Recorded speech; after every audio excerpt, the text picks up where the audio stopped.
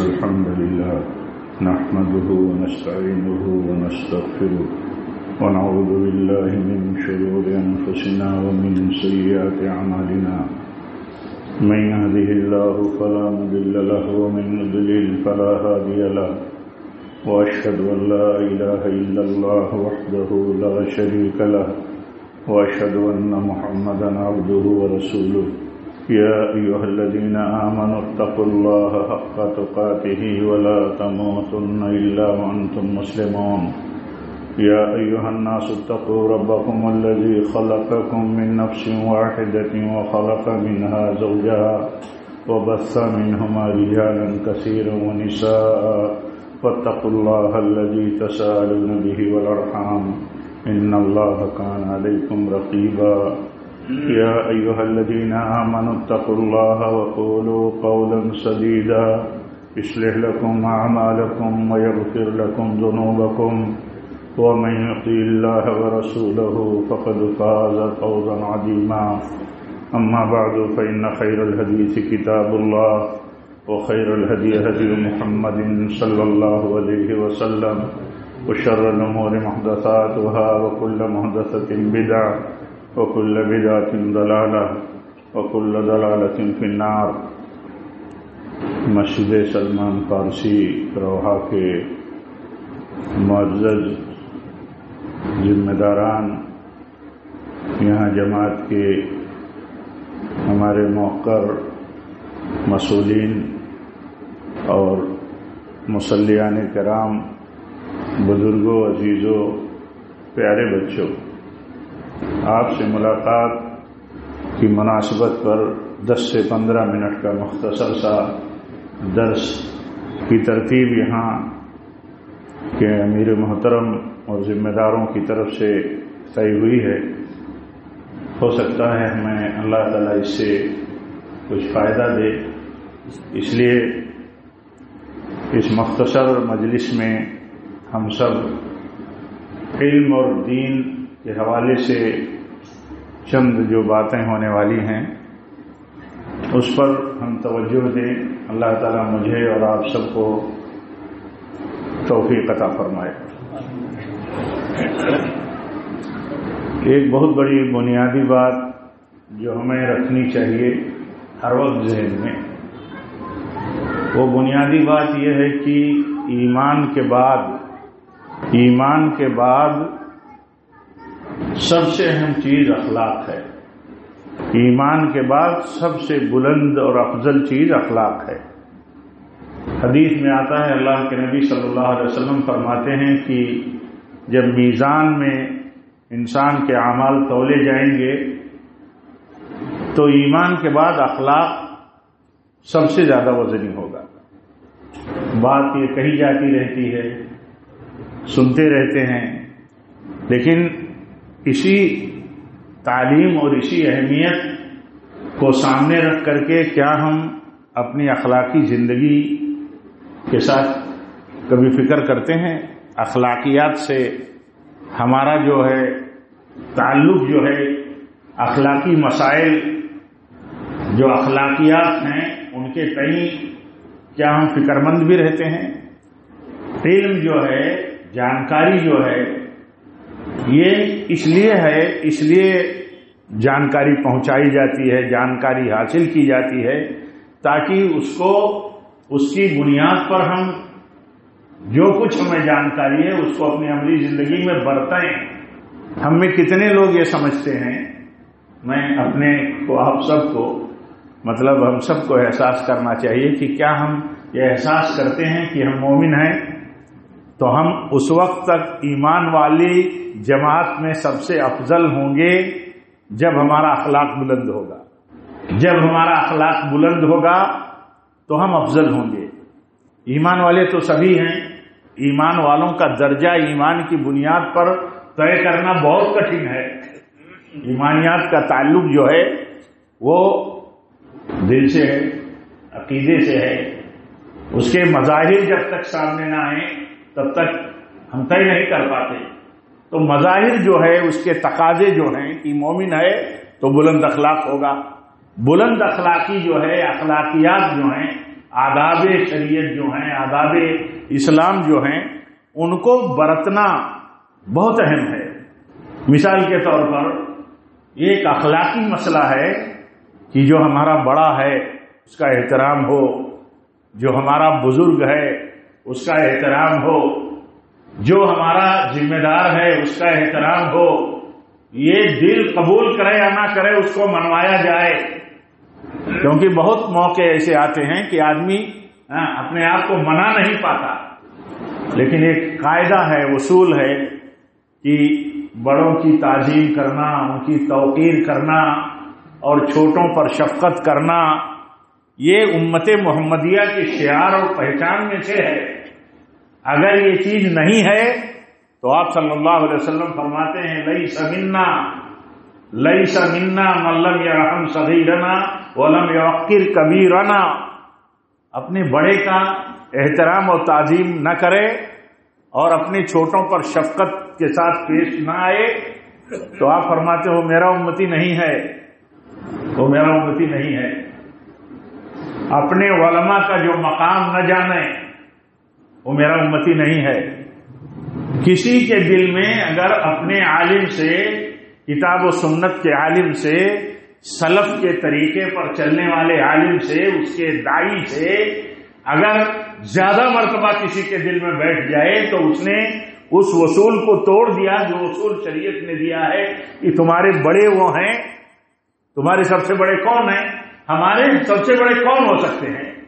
کبھی سوچتے ہیں کہ ہمارے سب سے بڑے کون ہو سکتے ہیں؟ ہمارے سب سے بڑے وہ ہو سکتے ہیں جنہیں اللہ نے بڑا بنایا ہے۔ کنہیں اللہ نے بڑا بنایا ہے؟ جنہیں انبیاء کی جگہ پر لایا ہے اللہ تعالیٰ نے انہیں بڑا بنایا ہے۔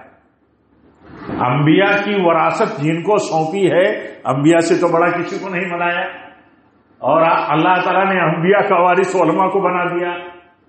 تو امت کی سوچ اور امت کے دل و دماغ میں یہ بات ہو کہ جنہیں وہ عالم سمجھتے ہیں اور واقعی عالم ہو، وہ سب سے زیادہ بڑے اور معزز اور محترم ان کے دل میں ہونا چاہیے۔ یہ دینی مسئلہ ہے، یہ اخلاقی مسئلہ ہے۔ تو یہ تو مثال ہو گئی، مثال کے طور پر کہ ہمارے دل میں یہ بات کم رہتی ہے، کہاں رہتی ہے کہ ہم ایمان والے ہیں، توحید والے ہیں۔ تو جس طرح توحید میں ہمارا امتیاز ہے، توحید میں ہماری پہچان ہے، تو کیا ہماری اخلاقیات میں بھی پہچان ہے؟ غیر بھی کہتا ہے کہ اہل حدیث کچھ بھی ہو تو شرک نہیں کرتا۔ شرک کا صدور کہیں غلطی سے، ایسا نہیں کہ نہیں ہو جاتا ہو سکتا ہے، لیکن یہ کہ وہ شرک جان کے شرک نہیں کر سکتا۔ سب سے زیادہ چوکنا رہنے والا اہل حدیث طبقہ ہے، لیکن یہ غیر بھی کہتے ہیں اہل حدیث شرک اور بدعت کے قریب نہیں جاتے۔ تو اچھا، جب ایمان کے بعد سب سے بلند ترین چیز اخلاق ہے تو اخلاق میں بھی اہل حدیث کو بلند ہونا چاہیے۔ ہیں، بلند ہوتے ہیں، لیکن آپ یہ بتائیے کہ کیا ایسا تذکرہ ہے؟ اہل حدیث ہے تو معاملات میں سب سے اچھا ہے، اہل حدیث ہے تو حقوق میں سب سے اچھا ہے، اہل حدیث ہے تو خباثت، برائیوں اور منکرات سے دور رہنے والا سب سے زیادہ ہے۔ بعض علماء کہتے تھے، بعض علماء نے نقل کیا ہے علامہ عبد الجلیل سامرودی رحمۃ اللہ علیہ کے شاگردوں کے تعلق سے کہ وہ وہاں جب وہ سورت کے علاقے میں وہ جب مدرسے سے نکل کر کے جاتے تھے تفریح اور ٹہلنے گھومنے کے لیے، تو وہ سگریٹ، تمباکو اور ایسی کوئی بھی جو مطلب خبیث منکر چیز ہے اس سے دور رہتے تھے۔ تو لوگ کہتے تھے کہ یہ اہل حدیث ہیں، یہ تمباکو سگریٹ کے قریب نہیں جاتے کیونکہ اہل حدیث ہے۔ اگر اہل حدیث ہی سچا مسلمان ہے، سلفی ہی صحیح عقیدے اور سچے دین پر ہے، تو اس کا اخلاق اور اس کا کیریکٹر اور اس کی باہر کی زندگی بھی اتنے ہی ممتاز ہونی چاہیے۔ اللہ تعالی ہم سب کو توفیق دے، اللہ تعالی ہم میں ہر چھوٹے بڑے کو توفیق دے۔ ہمیں بہت خامیاں ہیں، بہت کمیاں ہیں، ہمیں فکر کرنے کی، اصلاح کرنے کی اللہ توفیق دے کہ ہم فکر مند ہو جائیں۔ لیکن یہ ایک نقطہ تو یہ ذہن میں رہے کہ سب سے افضل مومن وہی ہے جس کا اخلاق سب سے بڑا ہو۔ ہم اتنے لوگ یہاں بیٹھے ہیں، ہمارے مقصود بھائی ریکارڈنگ کر لیتے ہیں، معلوم نہیں پھر کتنوں تک بات پہنچ جاتی ہے، لیکن جن تک بھی یہ بات پہنچ جاتی ہے، جو ہم سنتے ہیں، جو سنیں گے، وہ سوچیں کم سے کم کہ کیا ہم مومن ہیں تو ہمارا اخلاق ہمارے اپنے نیٹ ورک میں، اپنے گروپ میں، اپنے محلے میں، اپنے ساتھیوں میں کیا سب سے بلند ہے؟ کیونکہ اللہ کے نبی صلی اللہ علیہ وسلم نے اپنے کسی صحابی کے سوال پر جواب دیا تھا. انہوں نے سوال کیا تھا، یا رسول اللہ صلی اللہ علیہ وسلم، مومنوں میں سب سے افضل کون ہے؟ تو آپ نے فرمایا، جس کا اخلاق سب سے بلند ہو. یاد رکھنے کی اللہ تعالیٰ ہم سب کو توفیق دے اور فکر کرنے کی توفیق دے ہر معاملے میں. اور اسی طرح پھر انہوں نے سوال کیا کہ یا رسول اللہ صلی اللہ علیہ وسلم، ایمان والوں میں سب سے عقل مند کون ہے؟ سب سے عقل مند. تو آپ نے فرمایا کہ جو موت کو یاد کرتا ہو اور اس کے بعد والی زندگی کے لیے تیاری کرتا ہو. یہ پہلو پر بھی غور کریں کہ ہم رات دن دنیا کے مسائل میں الجھے ہیں، دنیا کے مسائل کو نمٹانے میں الجھے ہیں، سیٹ اپ میں الجھے ہیں، ترقی میں الجھے ہیں، ڈیولپمنٹ میں الجھے ہیں، مشکلات میں گھر سے لے کر کے باہر تک الجھے ہیں اور اس کو نمٹاتے ہیں، اس کے لیے ساری تدبیریں کرتے ہیں. یہ بالکل لا اعتبار والی زندگی ہے، لا اعتبار والی دنیا ہے. یعنی ہم کسی بھی مسئلے میں گارنٹی نہیں لے سکتے. نہ صحت کی گارنٹی ہے، نہ زندگی کی گارنٹی ہے، نہ کاروبار کی گارنٹی ہے، نہ دوستی اور تعلقات کی گارنٹی ہے، کہیں کوئی گارنٹی نہیں. اور جس زندگی کی گارنٹی ہے، اگر ایمان اور صحیح دین پر ہم رہ کر کے مر گئے، اور جو ہمیشہ کی زندگی ہے، آپ بتائیے اس کے کہیں کتنی فکر مند. ہمیں الگ الگ عقل مند مانے جاتے ہیں، سمجھدار مانے جاتے ہیں. ہمیں لوگ طے کرتے ہیں کہ فلاں آدمی بہت سمجھدار ہے، بہت زیرک ہے، بہت ذہین ہے، بہت شارپ ہے، بڑا گہرا مطلب اس کا وہ ہے، تجزیہ ہے، بڑی گہرائی ہے. لیکن کبھی ہم یہ بھی دیکھتے ہیں کہ سب سے عقل مند جو اللہ کے نبی نے فرمایا وہ ہے جو اس ختم ہو جانے والے مختصر لا اعتبار، جس کی زندگی اور وقت کا کوئی ٹھکانہ نہیں ہے، ہمیشہ والی زندگی کے لیے جو تیاری کرتا ہو، سب سے زیادہ عقل مند ہے. کیا ہمیں کبھی یہ بھی سوچتے ہیں؟ میں نہیں سمجھتا ہوں. اگر ہے نہیں تو کیسے دنیا قائم ہے؟ اور ہر پہلو پر ایمان والے اپنا امتیاز کہیں نہ کہیں رکھتے ہیں. لیکن عموماً دیکھیے، کیا ہم کبھی سوچتے ہیں کہ ایک آدمی کل کی فکر کرنے کے حساب سے کہ کل یہ ہم آج کریں گے تو کل کام آئے گا یہ کرنا ہمارا، تو اس نقطۂ نظر سے کہ آج کے لیے تو سب کچھ کرتا ہے آدمی، کل کے لیے وہ کتنا کرتا ہے جو کل والی زندگی کبھی ختم ہونے والی نہیں، کبھی ختم ہونے والی نہیں. ایک تابعی کے بارے میں مشہور ہے، میں کہا کرتا ہوں نصیحتاً اپنے لیے اور سننے والوں کے لیے، کہ وہ آتے تھے مسجد تو کچھ نہ کچھ جیب میں رکھ لیتے تھے، یہ سوچ کر کے کہ کہیں کوئی ملے گا تو میں وہ صدقے کے طور پر دے دوں گا. ذہن میں کیا بات تھی کہ وہ صدقہ قیامت کے دن ہمارے لیے میدان قیامت میں سایہ بن جائے گا. وہ فکر ہے کہ کچھ دے دوں گا اور صدقہ اللہ کیا قبول ہوا تو صدقہ سایہ بن جائے گا. صدقہ بلاؤں کو ٹالتا ہے. حدیث میں آتا ہے بیماریوں کا علاج صدقے سے کرو، مصیبتوں کا علاج، جس کو آپ مصیبت سمجھتے ہو مصیبت، اس کا علاج صدقے سے کرو، آج کے لیے بھی اور کل کے لیے بھی. تو یہ سب باتیں میرے بھائیوں اس لیے نہیں ہیں کہ صرف کہی جائیں، اس لیے ہیں کہ یہ باتیں کہی جائیں، یاد دلائی جائیں اور ان باتوں کو اپنی زندگی میں برتا جائے.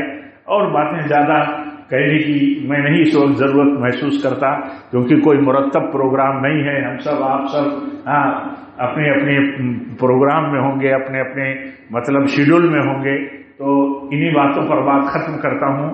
اللہ سے اپنے لیے آپ سب کے لیے دعا کرتا ہوں کہ رب العالمین جس طرح تو نے ہمیں ایمان دیا ہے، ہم ایمان والوں میں اپنی گنتی کراتے ہیں، اہل توحید میں، اے اللہ تعالیٰ ایسے ہی ہمیں اخلاق میں بھی بلند بنا، ایمان ہمارا مضبوط ہو، ٹھوس ہو، استقامت ہو اس کے اوپر، اور ایسے ہی اللہ ہمیں اخلاق میں بھی بلند بنا، فکر مند ہمیں بنا، ہم لوگوں کے کام آئیں، لوگوں کے لیے مسئلہ نہ بنیں، لوگوں کے لیے مسئلہ نہ بنیں.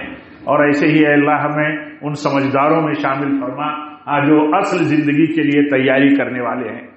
جو اصل زندگی میں کی تیاری کرتے ہیں وہی سب سے عقل مند ہے۔ اے اللہ اس زمرے میں بھی ہمیں شامل ہونے کے لیے فکر دے، اور ہم فکر کریں کل کی زندگی کے لیے، اور کل کی زندگی کی تیاری ہم کریں، اور اے اللہ جب تک زندہ رہیں تیرے دین پر رہیں، تقوی پر رہیں، تیرے نبی کی سنت پر رہیں، صحابہ کرام کے مسلک پر رہیں، اور اے اللہ اسی پر ہماری موت ہو۔ وآخر دعوانا ان الحمدللہ رب العالمین، والسلام علیکم ورحمۃ اللہ وبرکاتہ۔